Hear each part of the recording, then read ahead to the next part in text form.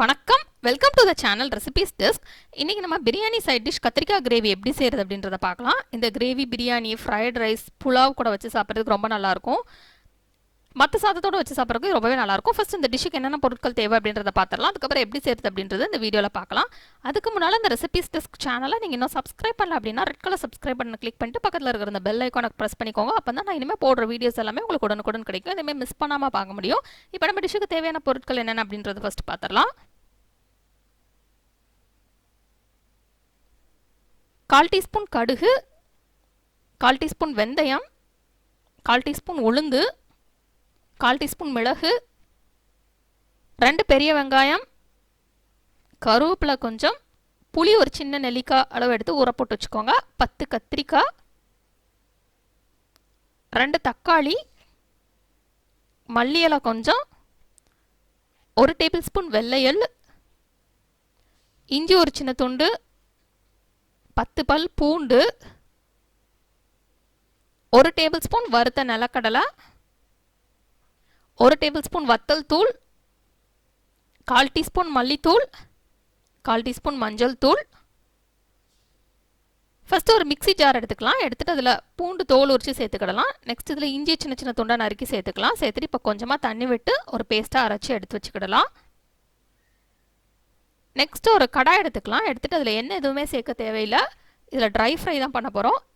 எள்ளு சேர்த்துட்டு நிலக்கடலை சேர்த்துட்டு அதை நல்லா லோ ஃப்ளேமில் வச்சு கலர் சேஞ்ச் ஆகிற வரைக்கும் இதை அப்படியே ஃப்ரை பண்ணிக்கிடலாம். இது ஹை ஃப்ளேமில் வச்சு பண்ணிடாதீங்க, டக்குன்னு தீஞ்சிடும்.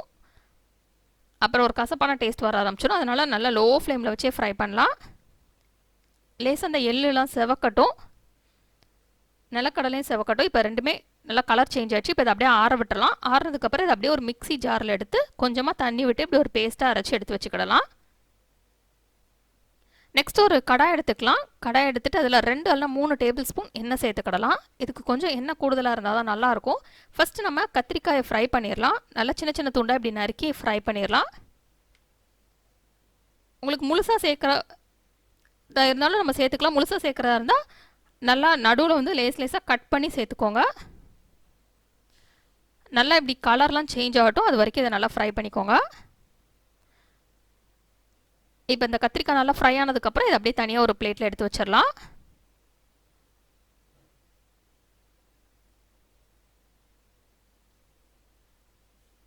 இப்போ அதே கடாயில் கூட கொஞ்சம் எண்ணெய் சேர்த்துக்கிடலாம். கூட 1 டேபிள் ஸ்பூன் நல்லா 2 டேபிள் ஸ்பூன் எண்ணெய் சேர்த்துக்கோங்க. இப்போ எண்ணெய் நல்லா சூடாகட்டும். அதுக்கப்புறம் அதில் கடுகு சேர்த்துடலாம். இப்போ கடுகு நல்லா பொரிஞ்சிடட்டும். நெக்ஸ்ட் இதில் உளுந்து வெந்தயம் சேர்த்துடலாம். இப்போ இது நல்லா பொரிஞ்சிடட்டும். நெக்ஸ்ட் இதில் கருவேப்பிலை சேர்த்துடலாம். இப்போ இதில் நறுக்கி வச்சுருக்கிற வெங்காயம் சேர்த்துடலாம். பெரிய வெங்காயத்தை இந்த மாதிரி நறுக்கி சேர்த்துக்கலாம். சேர்த்துட்டு இப்போ இதை நல்லா ஃப்ரை பண்ணிடலாம். வெங்காயம் நல்லா ப்ரௌன் கலராக சேஞ்ச் ஆகட்டும், அது வரைக்கும் இதை ஃப்ரை பண்ணிடலாம்.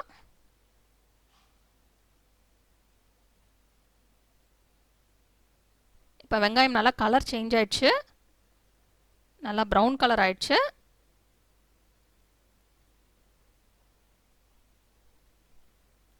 நெக்ஸ்ட் இதில் சின்ன சின்ன துண்டாக நறுக்கி வச்சுருக்கிற தக்காளி சேர்த்துடலாம். சேர்த்துட்டு அதை நல்லா மிக்ஸ் பண்ணி விடலாம். இப்போ தக்காளி நல்லா ஃப்ரை ஆகட்டும். நல்லா தக்காளி சாஃப்டாகி வெங்காயத்தோட மிக்ஸ் ஆகணும், அது வரைக்கும் இதை நல்லா ஃப்ரை பண்ணிகிட்டே இருக்கலாம். அப்பப்போ மிக்ஸ் பண்ணி விட்டுக்கோங்க, நல்லா அடி பிடிச்சிரும். இப்போ நம்ம டிஷ்ஷுக்கு தேவையான அளவு உப்பு சேர்த்துடலாம். உப்பு சேர்த்துட்டோம் அப்படின்னா தக்காளி வந்து குயிக்காக ஃப்ரை ஆகிடும். இப்போ உப்பு சேர்த்துட்டு நல்லா மிக்ஸ் பண்ணி விட்டுடலாம்.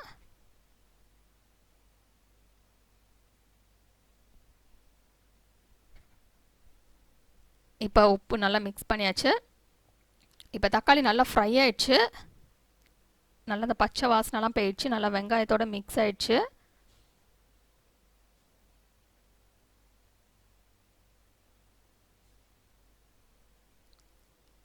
நெக்ஸ்ட் இதில்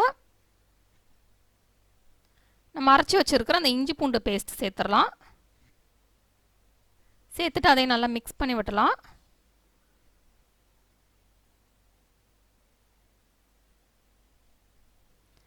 இப்போ நல்லா மிக்ஸ் பண்ணியாச்சு.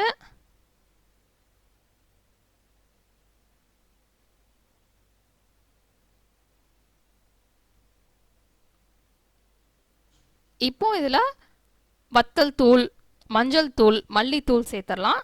சேர்த்துட்டு அதை நல்லா மிக்ஸ் பண்ணி விட்டலாம்.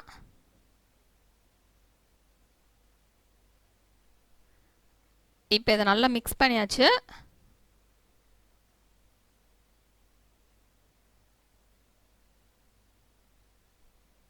நல்லா அந்த பச்சை வாசனை போகட்டும், அது வரைக்கும் இதை லேசாக அப்பப்போ மிக்ஸ் பண்ணி விட்டுட்டே இருக்கலாம். நெக்ஸ்ட் இதில் நம்ம ஃப்ரை பண்ணி வச்சுருக்கிற அந்த கத்திரிக்காய் சேர்த்துடலாம். சேர்த்துட்டு இதை நல்லா மிக்ஸ் பண்ணிடலாம்.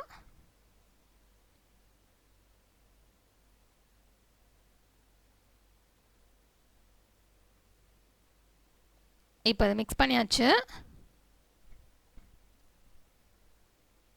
நெக்ஸ்ட் இதில் புளி தண்ணி சேர்த்துடலாம்.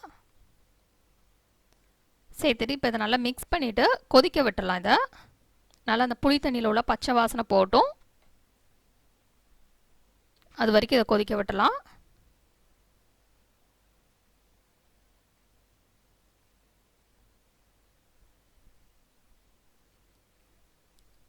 இப்போ இது நல்லா கொதிச்சிருச்சு.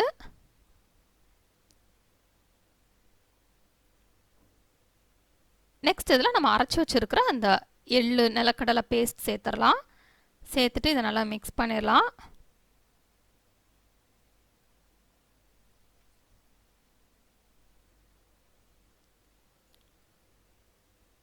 இப்போ இதை நல்லா மிக்ஸ் பண்ணியாச்சு.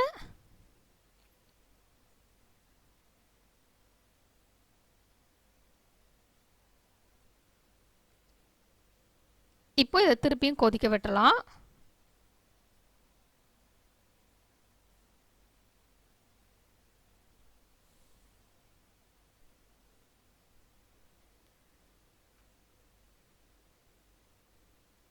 இதை நான் இப்போ மூடி வச்சு கொதிக்க விட போகிறேன். நல்லா லோ ஃப்ளேமில் வச்சு கொதிக்க விட்டுருங்க. இப்போ இதை நல்லா மிக்ஸ் பண்ணி விட்டலாம். உங்களுக்கு என்ன கன்சிஸ்டன்சியில் வேணுமோ நீங்கள் வச்சுக்கலாம். கொஞ்சம் திக்கான கிரேவி வேணும் அப்படின்னா நீங்கள் கூடுதலாக கொஞ்சம் நேரம் கொதிக்க விட்டுருங்க. இப்போ நமக்கு கரெக்டான கன்சிஸ்டன்சி கிடச்சோன்னா நம்ம ஸ்டவ் ஆஃப் பண்ணிடலாம். ஆஃப் பண்ணிவிட்டு சின்ன சின்ன துண்டாக நறுக்கி வச்சுருக்கிற மல்லி எல்லாம் சேர்த்து மிக்ஸ் பண்ணி விட்டலாம். இப்போது சுவையான கத்திரிக்காய் கிரேவி ரெடியாச்சு. இதை பிரியாணி, ஃப்ரைட் ரைஸ், புலாவ் கூட வச்சு சாப்பிட்லாம். நீங்கள் மற்ற சாதத்தோடையும் வச்சு சாப்பிட்லாம். அந்த டேஸ்ட் வந்து ரொம்பவே நல்லாயிருக்கும். இந்த ரெசிபியை நீங்கள் ட்ரை பண்ணி பாருங்கள். இந்த ரெசிபி உங்களுக்கு பிடிச்சிருந்தா நான் லைக் பட்டன் கிளிக் பண்ணுங்கள். உங்கள் ஃப்ரெண்ட்ஸோட அந்த ரெசிபியை ஷேர் பண்ணுங்கள். மறக்காமல் இந்த சேனலுக்கு சப்ஸ்கிரைப் பண்ணிவிட்டு பக்கத்தில் இருக்கிற அந்த பெல் ஐக்கானை கிளிக் பண்ணுங்கள். அப்போ தான் நான் இனிமேல் போடுற வீடியோஸ் எல்லாமே உங்களுக்கு உடனுக்குடன் கிடைக்கும். எதையுமே மிஸ் பண்ணாமல் பார்க்க முடியும். இந்த கத்திரிக்காய் கிரேவி ரெசிபியை ட்ரை பண்ணிட்டு எப்படி வந்திருக்கு அப்படின்றத கீழே உள்ள கமெண்ட்ஸ் பாக்ஸில் மறக்காமல் சொல்லுங்கள். இந்த ரெசிபியை பார்த்ததுக்கு ரொம்ப நன்றி. தொடர்ந்து சேனலோட இணைந்திருங்கள் புதிய புதிய ரெசிபிகளுக்காக.